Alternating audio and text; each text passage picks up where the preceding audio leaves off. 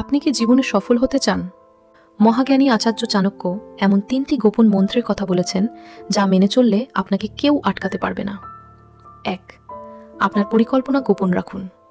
চাণক্য বলেছেন, আপনার পরবর্তী পদক্ষেপ বা লক্ষ্য কখনোই কাউকে আগে থেকে জানাবেন না। আপনার কাজ যেন নিঃশব্দে হয়, আর সাফল্য যেন চারদিকে শব্দ করে। 2. সিংহের মতো একাগ্রতা। একটি সিংহ যখন শিকার করে, সে তার পুরো শক্তি আর মনোযোগ দিয়ে ঝাঁপিয়ে পড়ে। আপনিও যখন কোনো লক্ষ্য স্থির করবেন, তখন আপনার বর্তমান কাজে সিংহের মতো শতভাগ মনোযোগ দিন। 3. ভয়কে ধ্বংস করুন। ভয় যখন আপনার কাছে আসবে, তখন পালিয়ে যাবেন না। সাহসের সাথে ভয়ের ওপর আক্রমণ করুন এবং তাকে সমূলে বিনাশ করুন।